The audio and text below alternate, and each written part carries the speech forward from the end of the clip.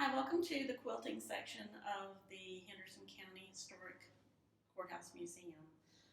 We are fortunate to have on display several quilts made by local members of our community who have since, most of them have passed on, and their families have loaned them to the courthouse. I wanted to start with a little bit of a history of mountain quilting, and I call it mountain quilting because it is a little bit different from other types of quilting. Quilting actually started way back in Egypt, before Christ actually, but settlers brought with them quilts when they came over to settle in the New World. And the word quilt actually comes from the Latin word cullae, meaning two-layered bed covering. And the verb quilting means stitching two layers together.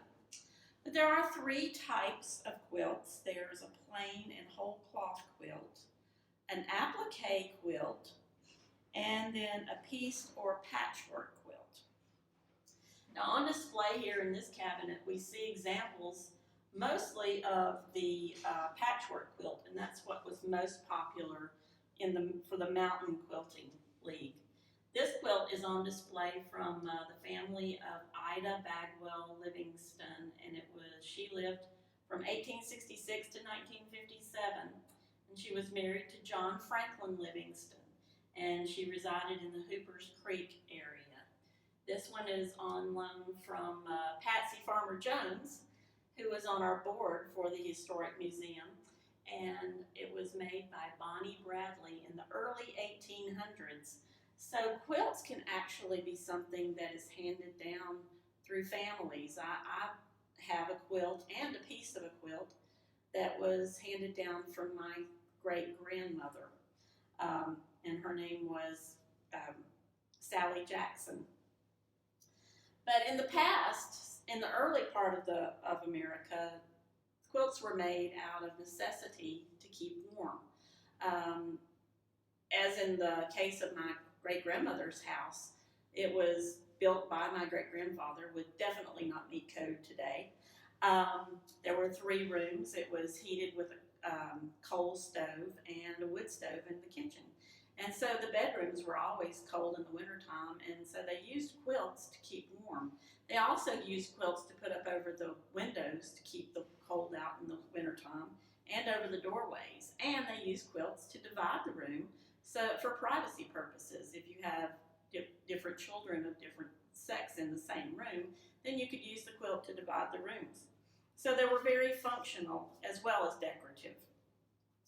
And in the mid-1800s, quilts became an art and then were handed down as cherished heirlooms. We're going to move over to this area and look at some of those types of quilts. We have some famous quilters in Henderson County, and one is that of Georgia Bonesteel. And she's devoted most of her life to quilting. She has several published books, which we have on display here. And she had a store, and she's taught many quilting classes over time. This is just an example of a lot of her quilting. This is a quilt made by Barbara Green, showing some of the applique design of quilting that we mentioned. Another famous quilter is Genevieve Grundy.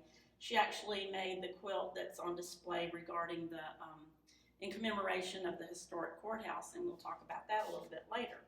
But one of our famous quilters in town is Frances Reese. Frances was almost a native. She moved here as a very small child, and she graduated from Hendersonville High School about the same time as my mother did, maybe a few years later.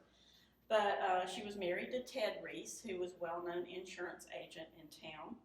And she was very active in the Daniel Boone Council. In fact, Frances Reese is still living. I believe she resides in Carolina Village. But she was also a charter member of the Abraham Kirkendall chapter of the Daughters of the American Revolution here in Henderson County.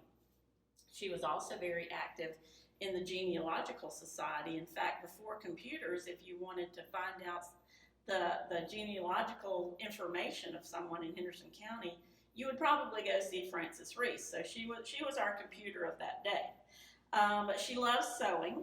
I remember her sewing a lot of her children's clothing when they were going to school. And one of the things she liked to do was quilt. And the quilt that we have on display here was actually made by Frances Reese. And she made this quilt when she was sitting with her husband during his illness before he died. And the quilt pattern is one that she took from the Daughters of the American Revolution Pattern Society group. An interesting thing about this quilt, it actually models one that was made by Mary Manickey, and she was from the Boston or Baltimore area in Maryland. And she made a quilt in the mid-1800s, and after her death, it was recovered from a thrift store. It was very dirty and tattered and worn, and that quilt was cleaned and put on display and used by someone, and then it was donated to the Daughters of the American Revolution. So we're going to move over now to view the historic courthouse quilt. And around 2005, the commissioners decided to restore the Henderson County Courthouse. And as part of that restoration, a lady named Lana Gordich was commissioned to make the quilt that you see here. She actually financed the making of the quilt, but it was made by Genevieve Grundy and several others. The size is 6 feet by 10 feet.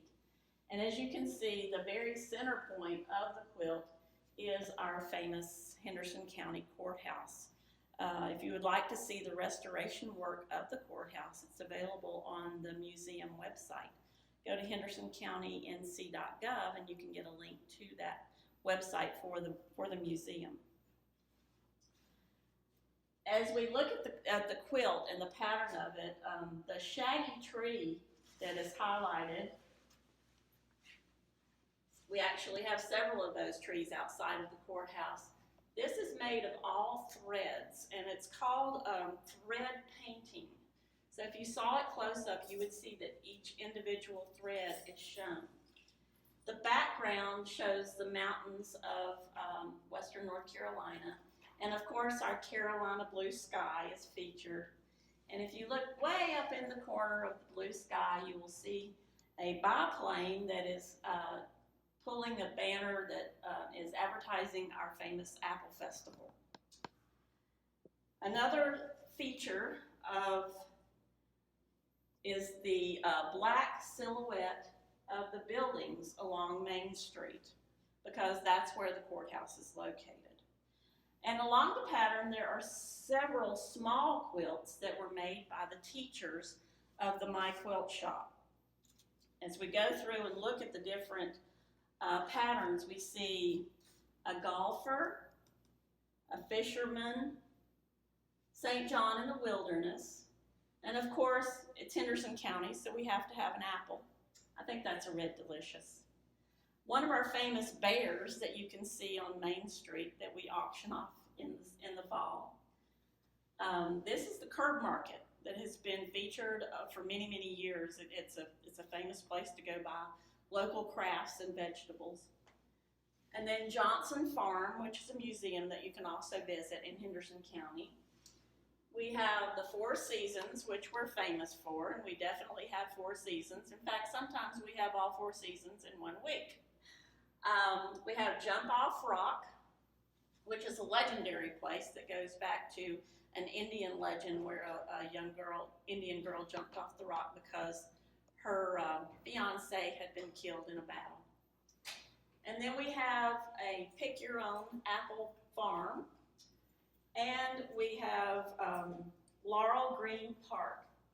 And then behind all this, you can actually see prints that were printed out by computer of different scenes. There's Flat Rock Playhouse, some horses out in the pasture. So this is a very intricate quilt that's just, we're so blessed to have it.